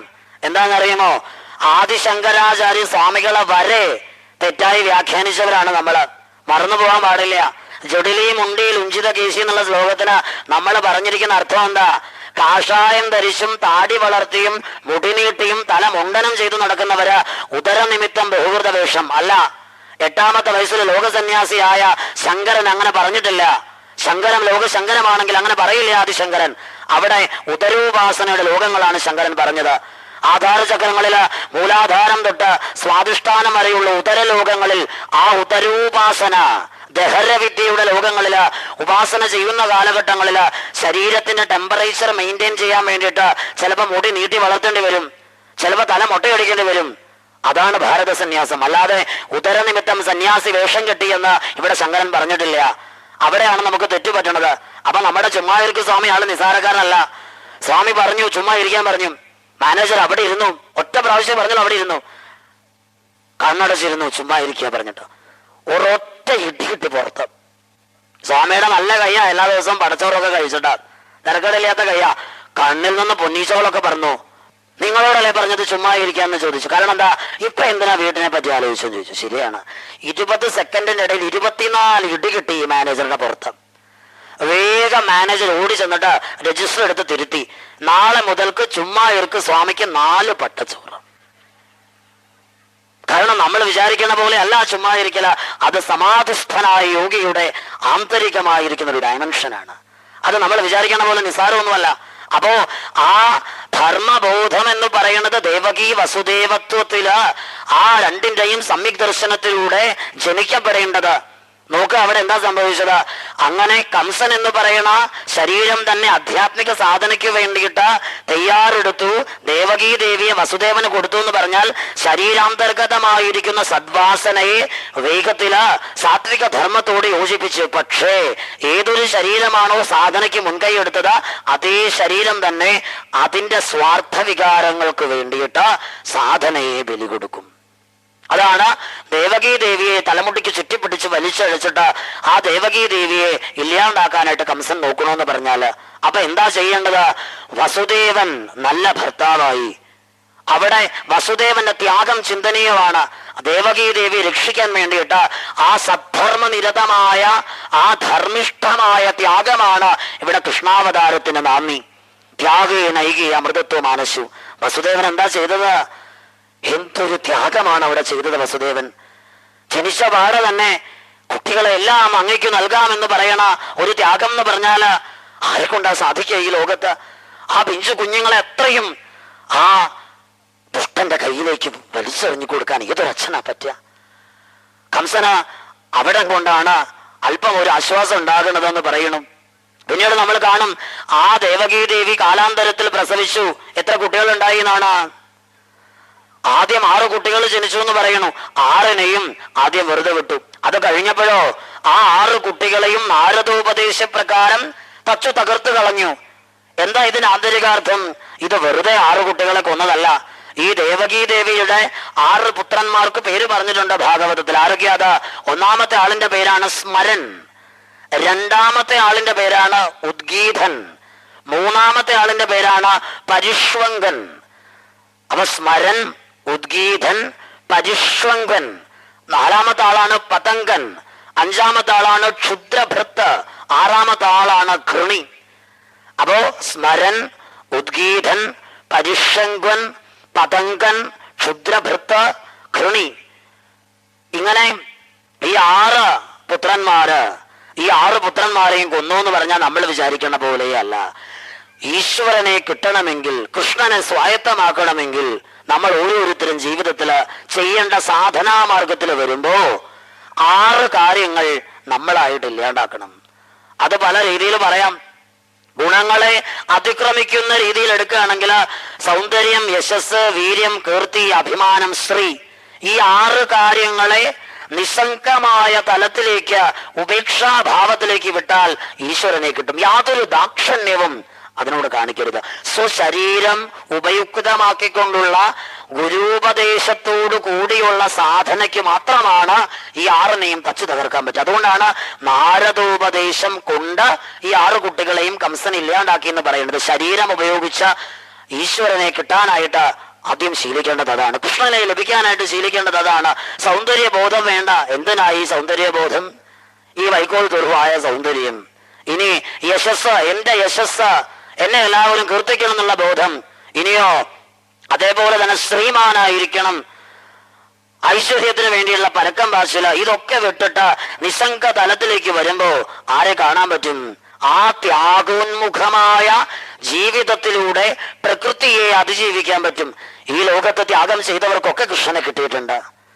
ത്യാഗം ചെയ്തവർക്കൊക്കെ, അത് വെറുതെ പറയലല്ല. ത്യാഗേ നൈകി അമൃതത്വം മാനുഷു എന്ന് ശ്രുതി പറയണു. തേന തെക്തേന പുഞ്ചീത എന്ന് ഉപനിഷത്ത് പറയണു. പക്ഷേ നമ്മളൊക്കെ ത്യാഗം പറയുന്ന ആളുകളാണ്. പക്ഷേ ത്യാഗം ചെയ്തിട്ടുള്ളവർക്കൊക്കെ കൃഷ്ണനെ കിട്ടിയത് ഭാഗവതത്തിലേക്ക് പോകണമെന്നില്ല. നമ്മുടെയൊക്കെ നൂറ്റാണ്ടുകളിൽ തന്നെ ജീവിച്ചിരുന്ന കുറൂരമ്മയുടെയോ പൂന്താനത്തിന്റെയോ കഥ മാത്രം നോക്കിയ പോലെ. തൃശ്ശൂർ അടാട്ടില്ലത്ത് ജനിച്ചിരുന്ന ഗൗരി അന്തർജനം, അത് നീട്ടിപ്പരത്തി പറയാനുള്ള കഥയൊന്നുമല്ല. അവളെ പോലെ ഇത്ര ഉദാത്ത സ്വരൂപിണിയായ ഒരു കന്യകാരത്നം ലോകത്തുണ്ടായിട്ടില്ല എന്നാണ്. ആ ഗൗരിക്ക് എന്തേ പറ്റിയത്? പിന്നെ വിവാഹിതയായി അവള്, ലോകസുന്ദരിയായിരുന്ന സാക്ഷാത് ഗൗരി വിവാഹിതയായി 18ാമത്തെ വയസ്സിൽ വിധവയായി. ഇനി ഒരു കുഞ്ഞിക്കാല് കാണാനായിട്ട് തനിക്ക് പറ്റില്ലല്ലോ എന്ന ആ വിഷമസന്ധി കൊണ്ട് ഗൗരി നിലവിളിച്ചുകൊണ്ട് ഗുരുവായൂരേക്ക് ഓടി വരികയാണ്. അങ്ങനെ മണ്ണിൽ വീണ് കരഞ്ഞുരുണ്ടുകൊണ്ട് ഗുരുവായൂരപ്പന്റെ മുൻപിൽ വന്ന് കിട്ടി വീണ് നിലവിളിക്കുന്ന ഗൗരിയോട് അവിടെ അന്ന് ഭജനത്തിനിരിക്കണ പൂന്താനത്ത് തിരുമേനി പറഞ്ഞു, എന്തിനാ ഗൗരി നീ കരയണത്? നിനക്ക് വേണ്ടത് ഇതിനകത്തൊരു ഉണ്ണിയല്ലേ? പക്ഷേ നിന്റെ ഉള്ളിൽ ഒരു ഉണ്ണി ഉണ്ടാവണമെന്നില്ല. അതാ ഇരിക്കണ ഒരു ഉണ്ണി, ഒരിക്കലും മരിക്കാത്തൊരുണ്ണി. നീ വിളിച്ചാ വരുമെന്ന് പറഞ്ഞു. കാരണം പൂന്താനം അത് പറഞ്ഞാല് അങ്ങനെ തന്നെയാണ്. കാരണം പൂന്താൻ അനുഭവസ്ഥനാണ്. എന്തേ പൂന്താനത്തിന് അനുഭവം? ആദ്യ നോറ്റുണ്ടായ ഒരു ഉണ്ണി, 10-15 കൊല്ലക്കാലം തപസ് ചെയ്തിട്ട് ഒരു ഉണ്ണി ഉണ്ടായി. എന്നിട്ട് എന്ത് പറ്റി? ആ ഉണ്ണിയുടെ പക്ക പിറന്നാളിന്റെ തലേ ദിവസം എന്താ അതിഥികൾ വന്നു. ഇല്ലത്തെ ആഘോഷങ്ങൾക്ക് വേണ്ടിയിട്ട് വസ്ത്രഭാണ്ഡങ്ങൾ കൊണ്ട് അവിടെ വെച്ചു. എവിടെയാ? കാറ്റത്ത് കെട്ടുപോയ വിളക്കിന്റെ ചോട്ടിൽ കിടക്കുന്ന ഉണ്ണിയുടെ പുറത്താണ് വസ്ത്രഭാണ്ഡങ്ങൾ കൊണ്ട് വെച്ച് വെച്ച് വെച്ച് ആ ഉണ്ണി നീലിച്ച് മരിച്ചുപോയി. പൂന്താനം ഉണ്ണിയെ നോക്കിയുള്ളൂ ആ ജഡത്തിലേക്ക്, പിന്നെ നോക്കിയില്ല. ഇറങ്ങി നടന്നു ഗുരുവായൂരേക്ക്. അവിടെ ആ ഗുരുവായൂരപ്പനെ ഭജിച്ച് ഭജിച്ച് ഭജിച്ച് ഭക്തിയുടെ പരമകാഷ്ഠയിലേക്ക് എത്തിയപ്പോ എന്തേ സംഭവിച്ചു? ആന്തരികമായിട്ട് പൂന്താനം ഇരുന്ന് പാടി. എന്താ പാടിയത്? ആ അച്ഛന്റെ പുറത്ത് കയറി ആന കളിക്കുന്ന ഉണ്ണികൃഷ്ണനെ കണ്ടപ്പോ നിർവൃതിയോടുകൂടിയാ പാടിയത്. എന്താ പാടിയത്? ഉണ്ണികൃഷ്ണൻ മനസ്സിൽ കളിക്കുമ്പോൾ ഉണ്ണികൾ മറ്റു വേണമോ മക്കളായി. അതുകൊണ്ട് ഗൗരി നീ വിളിച്ചാൽ വരും, വരാതിരിക്കാൻ പറ്റില്ല കൃഷ്ണ എന്ന് പറഞ്ഞു. ആ ഗൗരി വിളിച്ചു. വെറുതെ അല്ല വിളിച്ചത്. ആറിടാത്ത താപക്കണ്ണീർ ആറിലാണ്ടു ദേഹം, ഊഴക്കം മുതലായത് ഒന്നുമില്ല. ഒരു നെല്ലിക്ക കിട്ടിയാൽ പോലും കൃഷ്ണൻ നിവേദിക്കാതെ ആ ഗൗരി കഴിക്കില്ല, ഭക്ഷണമേ ഇല്ല. അങ്ങനെ ശരീരം മുഴുവനും ചുട്ടുനേറുന്ന ഗൗരിയുടെ പ്രലാപങ്ങൾക്കൊടുവില് വെണ്ണ ഉരുകി ഒലിക്കുന്നത് പോലെ ഗുരുവായൂരപ്പൻ ഒലിച്ചു വന്നു. ആ ഗൗരിയുടെ മാറു ചേർന്ന് ഉറങ്ങി. ആ അമ്മയുടെ കൈ പിടിച്ചു നടന്നു. ആ നെഞ്ചു പറ്റിച്ചേർന്ന് ഉറങ്ങി. പുറത്തു കയറി ആന കളിച്ചു. അപ്പുറത്തൊക്കെ പോയിട്ട് ഓരോന്ന് കട്ടുകൊണ്ട് വരുമ്പോ അവസാനം ശല്യം സഹിക്കാൻ വയ്യാണ്ട് ആ ഉണ്ണിയെ, അഹോ ഗൗരിയുടെ ഭാഗ്യം, ലോകത്താകമാനം ഈ അഖിലകോടി ബ്രഹ്മാണ്ടങ്ങളെ സൃഷ്ടിക്കുന്ന ആ ഗോലോകനാഥനായ കൃഷ്ണനെ ഋഷിമാരെ വിചാരിച്ചിട്ട് സംഖ്യവും യോഗവും വിചാരിച്ചിട്ട് കിട്ടാത്ത ആ കൃഷ്ണനെതാ ആ ഗൗരി മലര് വെറുക്കുന്ന വലിയ കരിക്കലത്തിനടിയിൽ പൂട്ടിയിട്ടു. അവസാനം ആ കയ്യെ കൊണ്ടിട്ട് കലം പൊന്തിക്കാൻ പോലും വയ്യാത്തൊരു കൊച്ചു കൃഷ്ണൻ, അഹോ ഭഗവാൻ ഭക്തൻ അധീനനാണെന്ന് വെറുതെ ആണോ പറയാ? അവസാനം എന്താ അതിനകത്ത് കിടന്നിട്ട് കരിയൊക്കെ പറ്റിച്ച് ആ കരിക്കലത്തിന്റെ വക്ക് പിടിച്ച് പൊന്തിച്ച് തലയിട്ടിട്ട് അമ്മയോട് ചോദിക്കും, എന്നെ വിടാറായോ അമ്മേ, എന്നെ വിടാറായോ? അതാണ് കൃഷ്ണൻ. ആ കൃഷ്ണനെ അറിയണമെന്നുണ്ടെങ്കിൽ ത്യാഗം തന്നെയാണ് വേണ്ടത്. അതിനപ്പുറത്തേക്കൊന്നുമില്ല. ആ ത്യാഗസമ്പൂർണമായ ഏതൊരു യോഗമാണോ അത് തന്നെയാണ് കൃഷ്ണാവതാരത്തിന്റെ രഹസ്യവും പൊരുളും ആന്തരികമായ സത്യവും. അപ്പോ ഇവിടെ നോക്കുക, വീണ്ടും ആ 6 പേരെ തച്ചു കൊന്നു എന്ന് പറയണത് വെറുതെ ഒരു കഥയിൽ എന്തെങ്കിലും ഒരു മാറ്റം ഉണ്ടായിക്കോട്ടെ എന്ന് വിചാരിച്ചിട്ടേ അല്ല. മറിച്ച് ആ 6 ഘടകങ്ങളെ ഉപാസനയിലൂടെ ഇല്ലാതാക്കിക്കൊണ്ട് മുന്നോട്ട് പോകല. ആ 6 കാര്യങ്ങളെ ഉപാസനയിലൂടെ ഇല്ലാണ്ടാക്കണം. പക്ഷെ ഇവിടെ ചെറിയ 2 കാര്യങ്ങൾ സൂചിപ്പിക്കാനുണ്ട്. ഇന്നത്തെ കാലത്ത് ഏറ്റവും കൂടുതൽ ആളുകള് മന്ത്രോപദേശം ഇല്ലാതെ മന്ത്രം ജപിക്കുന്നവരാണ്. ഉപാസന എന്ന് പറയുമ്പോൾ വെറുതെ അങ്ങോട്ട് കിട്ടുന്ന ഒരു സാധനമല്ല, അത് ശാസ്ത്രീയമായിട്ട് നോക്കേണ്ടതാണ്. 5 മിനിറ്റ് അതിനു വേണ്ടിയിട്ട് എടുത്താൽ കൂടുതലാവില്ല എന്ന് തോന്നുന്നു. വളരെ ഫാസ്റ്റായിട്ട് പറയാം. കാരണം ഈ കാലഘട്ടത്തില് CD-കളിലൂടെയും കാസറ്റുകളിലൂടെയും മന്ത്രം വിൽക്കുന്ന കാലമാണ്. ആദ്യം മനസ്സിലാക്കേണ്ടത് എന്താ വെച്ചാൽ, ഒരു മന്ത്രോപദേശം വേണമെന്നുണ്ടെങ്കിൽ തന്ത്രശാസ്ത്രത്തില് തന്യതേ വിസ്താര്യതേ അനേന ഇതി തന്ത്രഹ എന്നാണ്. തനുവിനെ വിസ്തരിക്കാൻ, തനുവിനെ വികസിപ്പിക്കാൻ, തനുവിനെ വേണ്ട പ്രകാരത്തിൽ ദീപ്തമാക്കാനാണ് ഈ മന്ത്രോപാസനയുടെ രഹസ്യങ്ങള്. അഭിനവഗുപ്തന്റെ തന്ത്രാലോകം എന്ന് പറയുന്നതാണ് തന്ത്രശാസ്ത്രത്തിന്റെ എൻസൈക്ലോപീഡിയ. അഭിനവഗുപ്തന്റെ തന്ത്രാലോകം, പ്രത്യഭിജ്ഞാ പദ്ധതിയുടെ ആവിഷ്കാരകനായിരിക്കുന്ന അഭിനവഗുപ്തൻ അതിൽ പറയുന്നുണ്ട്, എന്താ വേണ്ടത് മന്ത്രോപാസനയ്ക്ക്?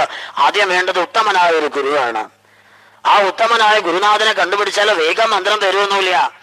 ഗുരു ചിലപ്പോ നമ്മളോട് പറയും കൂടെ നിന്നോളാൻ പറയും. എന്തിനാ? അത് നമ്മൾ അറിയാതെ നമ്മളെ നിരീക്ഷിക്കാൻ വേണ്ടിയിട്ട്. അങ്ങനെ നമ്മളിലുള്ള ദേവതാ സങ്കല്പത്തെ നിരീക്ഷിച്ചിട്ടാണ് ഗുരു മന്ത്രോപദേശം തരിക. ആ ഉപാസനയുടെ നിഷ്ഠയും ധർമ്മവുമാണ് കൃഷ്ണാവതാര തലത്തിലും നമ്മൾ സ്മരിക്കേണ്ടത്. ആ ധർമ്മവും നമ്മളിലുള്ള ആന്തരിക ദേവതയുടെ സ്പന്ദനവും അറിഞ്ഞ് ആ ഉപാസനയിലൂടെ, ത്യാഗത്തിലൂടെ ആ കൃഷ്ണ തത്വത്തെ അറിയാനാണ് ജീവിതം ഉപയുക്തമാക്കേണ്ടത്. അങ്ങനെതാ ആ ഉണ്ണി പിറക്കാറാവുകയാണ്. നമ്മുടെ യജ്ഞശാലയിലും എന്താ ആ അന്നത്തെ കാലം പോലെ തന്നെ അതിനെ സ്മരിപ്പിക്കുന്ന രീതിയിൽ എല്ലാ കോലാഹലങ്ങളും ഭക്തകോലാഹല എന്ന് സാധാരണ പറയും. ആ ഭക്തന്മാരുടെ കോലാഹലങ്ങള്, ആ ആനന്ദം അങ്ങനെ കവിഞ്ഞ് നിറഞ്ഞൊഴുകുക. ആ ഭഗവാൻ ഹൃദയത്തിലേ വരേണ്ടത്, വേറെ എവിടെയാ വരേണ്ടത്? അതുകൊണ്ട് ആ ഉദ്ധവൻ പറഞ്ഞത്, പരമാനന്ദ ചിന്മൂർത്തിം മധുരോ മുരളീധര ആവിവേശ സ്വഭക്താനാം ഹൃദയാന്യമലാനിശ. പരമാനന്ദ ചിന്മൂർത്തിയായ ആ കൃഷ്ണന് ഭക്തന്റെ ഹൃദയത്തിലല്ലാതെ എവിടെയാ വരാൻ പറ്റുക? ആ സമാധിസ്ഥമായിരിക്കുന്ന ഭഗവത് തത്വം, അല്ലെങ്കിൽ ആ ഋതംബര പ്രജ്ഞ എന്ന് പറയുന്ന യോഗിയുടെ ആ സമാധി തലം എന്ന് പറയുന്നത് ഭക്തന്റെ ആത്മലയനം തന്നെയാണ്. ശ്രീരാമകൃഷ്ണ പരമഹംസദേവൻ അനുഭവിച്ചിരിക്കുന്ന ആത്മയോഗം വിവേകാനന്ദ സ്വാമി പല പ്രാവശ്യം ഗോപികാഗീതം ജപിക്കുമ്പോ ആ രാമകൃഷ്ണദേവൻ അങ്ങനെ ഇരുന്ന് കരയും. കാരണം അത് ഒരു ആനന്ദ സമാധി അല്ലെങ്കിൽ ആനന്ദ ലീലയാണത്. അപ്പൊ അതേപോലെ തന്നെ നമ്മുടെ ഉള്ളിൽ ആ കൃഷ്ണതത്വം പ്രകാശിക്കണമെങ്കിൽ ഇതേപോലെ തന്നെ നമ്മൾ ജീവിതത്തിൽ സദ്ധർമ്മനിരതരായിക്കൊണ്ട് ആ ധർമ്മിഷ്ഠമായിരിക്കുന്ന ഓരോ തലങ്ങളെയും ശരീരാന്തർഗതമായിരിക്കുന്ന മാനസിക വൃത്തി അല്ലെങ്കിൽ ആത്മസ്വരൂപത്തെ അറിയാൻ വേണ്ടിയിട്ട്, അസ്ഥിപാതിപ്രിയ സ്വരൂപമായിരിക്കുന്ന ശരീരത്തെ അറിയാൻ അല്ലെങ്കിൽ ആത്മതത്വത്തെ അറിയാൻ വേണ്ടിയിട്ടുള്ള പ്രയത്നം അത് എത്രത്തോളം തീവ്രമാക്കണം എന്നുള്ളതാണ് ഈ കൃഷ്ണാവതാര മുഹൂർത്തത്തിൽ നമ്മൾ സ്മരിക്കാനുള്ളത്. ഇനി നോക്കാം, ആ ഭഗവത് അവതാരം ആ ജയിലിനുള്ളില് കാരാഗൃഹത്തില് വെച്ച് നടന്നു എന്നൊക്കെ പറയണു. അപ്പോ അവിടെ പറയുന്ന ഓരോ ഘടകങ്ങളും നമുക്ക് അനേക പാഠങ്ങളുള്ളതാണ്. ആ കൃഷ്ണാവതാര തത്വം ഹൃദയ വിശുദ്ധിയില് ആ ജയിലറാന്ന് പറഞ്ഞാൽ നമ്മുടെയൊക്കെ കാരാഗൃഹം എന്ന് പറഞ്ഞാൽ ഏതാ? കംസനാകുന്ന ശരീരത്തിൽ ഒരു കാരാഗൃഹം ഉണ്ട്. ഏതാ കാരാഗൃഹം? ഈ വാരിയല്ലുകളാകുന്ന കാരാഗൃഹം. അതിനകത്ത് കുറ്റാക്കൂരിരുട്ട. എന്താ അതിനകത്തുള്ളത്? ഹൃദയം തന്നെ അതിനകത്തുള്ളത്. ആ ഹൃദയത്തിനകത്തുള്ളത് എന്താ? കുറ്റാക്കൂരിരുട്ട് തന്നെ. ആ കുറ്റാക്കൂരിരുട്ടിനെ ആ ഹൃദയത്തിനകത്ത് ഇരുട്ടിനെ ഏത് പ്രകാരത്തിലാണോ ഇല്ലാണ്ടാക്കിയിട്ട് അന്ധകാരത്തെ പൊട്ടി തകർപ്പിച്ചിട്ട് ആ പ്രകാശതത്വം, ആ പ്രകാശധാര ഹൃദയത്തിൽ അങ്ങനെ ആനന്ദമായിട്ട് അലയടിക്കണത്, ആ പ്രജ്ഞ, ആ ഋതംബര പ്രജ്ഞ നമ്മുടെ ഉള്ളിൽ വരുമ്പോ അത് കൃഷ്ണതത്വമേ ആയി എന്നാ പറയുക. അപ്പോ ആ ഭാഗത്തെ അനുസ്മരിക്കാൻ പോണു. നമ്മളെല്ലാവരും ഒരുങ്ങിക്കഴിഞ്ഞിട്ടുണ്ട്. കുറച്ച് ഭാഗവതം പാരായണം ചെയ്യണമെന്ന് സ്വാമിജി അറിയിച്ചിട്ടുണ്ട്. സമയക്രമം എങ്ങനെയാണെന്ന് പറയാം. അപ്പൊ ഏതായാലും ആ കൃഷ്ണതത്വത്തെ നിരൂപിക്കുന്നതിന് മുമ്പ് ഒന്ന് രണ്ട് കാര്യങ്ങളൂടെ സ്മരിക്കാം. ഭഗവാൻ ജനിച്ചു എന്ന് പറഞ്ഞിട്ട് അങ്ങനെ പോകാൻ പാടില്ല. ഹൃദയത്തില് വസുദേവൻ എന്താ ചെയ്തതെന്നും കൂടെ നോക്കാം നമുക്ക്. ആ രാത്രിയില് തുള്ളിക്ക് ഒരു കുടം പേമാരി എന്ന് പറഞ്ഞിട്ട് മഴ പെയ്യണു, ഇടി വെട്ടണു, ആകെ പ്രശ്നങ്ങൾ തന്നെ. പക്ഷെ വസുദേവൻ എന്ത് ചെയ്തു? ആ കുഞ്ഞിനെയും കൊണ്ട് എവിടേക്ക് പോയി? അമ്പാടിയിലേക്ക് യാത്രയാവുന്ന ഒരു രംഗമുണ്ട്. അവിടെ വലിയൊരു പാഠമുണ്ട് നമ്മുടെ ജീവിതത്തില്. ആ യാത്രയില് ഒരു സെക്കൻഡ് ചിന്തിച്ചു നോക്കൂ. ആ പോണ പോക്കില് ശക്തമായ മഴ പെയ്തിട്ടും വസുദേവന്റെ ശരീരത്തിൽ ഒരു തുള്ളി വെള്ളമെങ്കിലും വീണോ? ഇല്ല. എന്താ കാരണം? അനന്തൻ പുറകില് കൊട പിടിച്ചു നിൽക്കണുണ്ടോ എന്ന് പറയണോ. ഇനി വസുദേവന്റെ സ്ഥാനത്ത് നമ്മളായിരുന്നു എന്നെങ്കിലും ചിന്തിച്ചു നോക്കുക. അവിടെ ഈ വസുദേവൻ എങ്ങാനും ഒരു സെക്കൻഡ് ഇത്ര ശക്തമായ മഴ പെയ്യുമ്പോ എന്റെ ശരീരത്തിൽ മാത്രം മഴ പെയ്യാത്തത് എന്ന ഒരു ചിന്ത കൊണ്ട് ഒന്ന് തിരിഞ്ഞു നോക്കിയിരുന്നെങ്കിൽ എന്തായിരുന്നതിന് അവസ്ഥ? പിടികിട്ടിയോ ആവോ? ആ യാത്ര അവിടെ കൊണ്ട് തീരും. കാരണം എന്താ? ആ അനന്തന്റെ ഒരു നാവ് കാണാനുള്ള ശക്തി ആർക്കില്ല? വസുദേവനില്ല. അപ്പൊ എന്തേ വസുദേവൻ തിരിഞ്ഞു നോക്കാഞ്ഞു? ഇനി നമ്മൾ ചിന്തിച്ചു നോക്കുക. നമ്മുടെ ജീവിതത്തിൽ എപ്പോഴൊക്കെയാ തിരിഞ്ഞു നോക്കേണ്ട അവസ്ഥ വരിക, അല്ലെങ്കിൽ മേലോട്ട് നോക്കേണ്ട അവസ്ഥ വരിക? എപ്പോഴാ വരിക? ജീവിതത്തിൽ ഒരു വിഷമം ഉണ്ടാകുമ്പോഴാണ്. കൃഷ്ണ, എന്താ ഞാനിനി ചെയ്യേണ്ടത് എന്നാലോചിച്ചുകൊണ്ട് മുകളിലേക്ക് നോക്കി നിൽക്കുന്ന ഒരു അവസ്ഥ വരാതിരിക്കാൻ വസുദേവനെ സഹായിച്ചത് എന്തായിരുന്നു എന്ന് ആലോചിച്ചാൽ മതി. എന്തുകൊണ്ടാ വസുദേവൻ തിരിഞ്ഞു നോക്കാതിരുന്നെന്ന് അറിയാമോ? വസുദേവൻ ചെയ്തൊരു പ്രോസസ് ഉണ്ട്. ഭഗവാനെ ഹൃദയത്തോട് ചേർത്ത് പിടിച്ചു. നമ്മുടെ ജീവിതത്തിൽ നമ്മൾ ആദ്യം ചെയ്യേണ്ടതാണ് ഹൃദയത്തോട് ഭഗവാനെ ചേർത്ത് പിടിക്കല. ആ ഭഗവാനെ ഹൃദയത്തോട് അങ്ങനെ ചേർത്ത് പിടിച്ചാല് ജീവിതത്തിൽ പിന്നീട് ഒരിക്കലും ഇനി എന്താ ചെയ്യേണ്ടത് എന്നറിയാതെ ഒരിക്കൽ പോലും പതറി നിൽക്കേണ്ട അവസ്ഥ വരില്ല. അതിനെയാണ് ഭക്തി എന്ന് പറയുന്നത്. ഭക്തി എന്ന് പറയുന്നത് പല ആളുകളും പറയും പഞ്ചമ പുരുഷാർത്ഥമായ ഭക്തി എന്ന് പറയുന്നത് വളരെ എളുപ്പമുള്ളൊരു യോഗമാണ്. പക്ഷേ അങ്ങനെയല്ല പറയാ. ഭക്തിയെ പോലെ വിഷമമുള്ളൊരു യോഗം വേറെ ഇല്ല. ശ്രീധരീയത്തില് ഭാഗവതത്തിന് 3 സമ്പ്രദായ വ്യാഖ്യാനങ്ങളാണുള്ളത്. ഒന്ന് ശ്രീധരീയം, 2 സുബോധിനി, 3 കൃഷ്ണപതി. ആ ശ്രീധരീയത്തില് വളരെ വ്യക്തമായിട്ട് പറയുന്നുണ്ട് എന്തായി ഭക്തി എന്ന് പറഞ്ഞാല്. ധർമ്മപ്രോചിത കൈതപൗത്ര പരമോ നിർമ്മത്സരാണാം സതാം വേദ്യം എന്ന് പറയുന്ന ശ്ലോകത്തെ വ്യാഖ്യാനിക്കുമ്പോ അവിടെ ആചാര്യപാദര് പറയുന്നുണ്ട്, ശ്രീധരാചാര്യ സ്വാമികള്, എന്താ ഭക്തി എന്ന് പറഞ്ഞാല് അത്ര ശ്രീമതി സുന്ദരി ഭാഗവതി പരമോ ധർമ്മോ നിരൂപ്യതേ പരമത്വ ഹേതു പ്രകർഷണോചിതം കൈതവം കപടം യസ്മിൻ സഹ പ്രശബ്ദേന മോക്ഷാഭിസന്ധിരപി നിരസ്തഃ കേവലം ഈശ്വരാരാധനാരൂപോ ധർമ്മോ നിരൂപ്യതേ. ഭഗവാൻ വൈകുണ്ഠം തരാന്ന് പറഞ്ഞാൽ പോലും വേണ്ട കൃഷ്ണ, അതൊന്നും എനിക്ക് ആവശ്യമില്ല. എനിക്ക് ആകെ വേണ്ടത് എന്താ? ആ അവിടുത്തെ പാദങ്ങൾ സ്മരിക്കാനായിട്ട്, അവിടുത്തെ ഓർക്കാനായിട്ട്. അവിടുത്തെ ഇങ്ങനെ എന്റെ കണ്ണുകളെ കൊണ്ട് കാണാൻ പറ്റണില്ലേ? ഇതിനേക്കാളും വലിയൊരു വൈകുണ്ഠം എന്താ എനിക്ക് അങ്ങ് തരാനുള്ളത് എന്നാണ് യഥാർത്ഥത്തില് ആ തത്വാധിഷ്ഠിതമായിരിക്കുന്ന ചിന്ത. അതേ പ്രാർത്ഥന അതന്നെയാണ് ഭാഗവതത്തിലെ പരമഭക്തന്മാരായിരിക്കുന്നവരൊക്കെ പ്രാർത്ഥിച്ചത്. ഭഗവാനെ ആസ്പദമാക്കിയിട്ട് നോക്കുമ്പോ ഭഗവാനോട് ചെയ്തിരിക്കുന്ന പ്രാർത്ഥനകളിലൂടെയാണ് ഭഗവത് അവതാരം ഹൃദയത്തിൽ വരേണ്ടത്. എത്രയെത്ര സ്തുതികളുണ്ട് ഭാഗവതത്തില്. ആ കുന്തിദേവിയുടെ സ്തുതി മാത്രം പോരെ കൃഷ്ണാവതാരത്തിന്റെ ഹൃദയംഗമത നമ്മുടെ ഉള്ളിലേക്ക് വരുത്തിക്കാനായിട്ട്. എന്താ കുന്തിദേവി പറയണത്? വിപദസന്ധു യത്സ്യാദ പുനർഭവ ദർശനം. കൃഷ്ണ, എന്നെ വിട്ടിട്ട് അവിടുന്ന് പോകണുണ്ടെന്ന് വെച്ചാൽ ഒറ്റ കാര്യം മാത്രം തന്നാ മതി, ദുഃഖങ്ങൾ തരൂ കൃഷ്ണ. എന്തിനാ? അവിടുത്തെ ആ എനിക്ക് ജീവിതത്തിൽ ദുഃഖം ഉണ്ടാവുന്ന സമയത്ത് അവിടുത്തെ സ്വരൂപത്തെ ഞാൻ അറിയുമല്ലോ. നിലവിടാതെ ഞാൻ അവിടുത്തെ ഓർത്ത് കരയും. അങ്ങനെ കരയുമ്പോ ഉണ്ടാവുന്ന ആ ആനന്ദത്തിൽ ഞാൻ അങ്ങനെ അഭിരമിച്ചുകൊണ്ടിരിക്കുമ്പോ അതിനേക്കാളും വലിയൊരു സമാധിസ്ഥമായ ബോധമുണ്ടോ? അതിനേക്കാളും വലിയൊരു നിർവികൽപ്പതയുണ്ടോ? അതാണ് ഭക്തിയെ പഞ്ചമ പുരുഷാർത്ഥം എന്ന് വിളിച്ചത്. വൃത്രാസുരൻ പ്രാർത്ഥിച്ചിട്ടുണ്ട്. വൃത്രനെ അസുരൻ എന്ന് വിളിക്കാവോ എന്ന് സംശയമുണ്ട്. അസുരൻ എന്ന് പറയാൻ പറ്റുമോന്ന് അറിയില്ല. കാരണം എന്താ? അസു പ്രാണനിൽ രമിക്കുന്നവന് അസുരൻ. വൃത്രൻ അങ്ങനെ ഒരു സ്വഭാവേ ഇല്ല. എന്താ വൃത്രന്റെ പ്രാർത്ഥനയിലുള്ള ഭഗവത് ദർശനം? അഹം ഹരേ തവ പാദൈകമൂല ദാസാനുദാസോ ഭവിതസ്മി ഭൂയ മനസ്മരേത സുപതേർഗുണാം തേ ഗൃണീതവാക് കർമ്മ കരോതു കായ ന നാകപൃഷ്ഠം ന ച പാരമേഷ്ട്യം ന സാർവഭൗമം ന രസാധിപത്യം ന യോഗസിദ്ധീര പുനർഭവം വാ സമഞ്ജസത്വാ വിരഹയ്യകാംക്ഷേ അജാതപക്ഷ ഇവ മാതരം ഗഗാ സ്തന്യം യഥാ വത്സതരാക്ഷുധാർത്ത പ്രിയം പ്രിയേവ വിഷിതം വിഷണ്ണ മനോരവിന്ദാക്ഷത ദൃക്ഷ്യത്തെ ത്വാം മമോത്തമ ശ്ലോകജനേഷു സഖ്യ സംസാരചക്രേ ഭ്രമദസ്വകർമ്മഭി ത്വന്മായ ആത്മാത്മജതാരകേഷു ആസക്ത ചിത്തസ്യ നനാദ ഭൂയാദ. അവിടത്തോട് പ്രാർത്ഥിക്കാൻ അത്ര തന്നെ ഉള്ളൂ. അവിടത്തോട് പ്രാർത്ഥിക്കാൻ അത്രയേ ഉള്ളൂ. ഭഗവാനെ, അവിടുത്തെ ഭക്തന്മാരെ കാണാൻ പറ്റുക, അവിടുത്തെ ഭക്തന്മാരുടെ പാദത്തിൽ പറ്റിയിരിക്കുന്ന ആ പാദരേണുക്കള് ഒന്ന് സ്പർശിക്കാൻ പറ്റുക. അതിനപ്പുറത്തേക്ക് എന്താ ഈ ജീവിതത്തിൽ വരാനുള്ളത് എന്ന് ഭഗവാനോട് പ്രാർത്ഥിക്കാൻ മാത്രം. അപ്പോ ആ സത്യദർശനത്തില്, ആ സത്യസ്വരൂപനായിരിക്കുന്ന കൃഷ്ണദർശനത്തില്, ആ ഋതംഭരാപ്രജ്ഞയില് നമ്മുടെ ഹൃദയവും ദീപ്തമാവട്ടെ എന്ന പ്രാർത്ഥനയോട് കൂടിയിട്ട് ഇനി അടുത്ത നടപടിക്രമത്തിലേക്ക് നമുക്ക് പ്രവേശിക്കാം.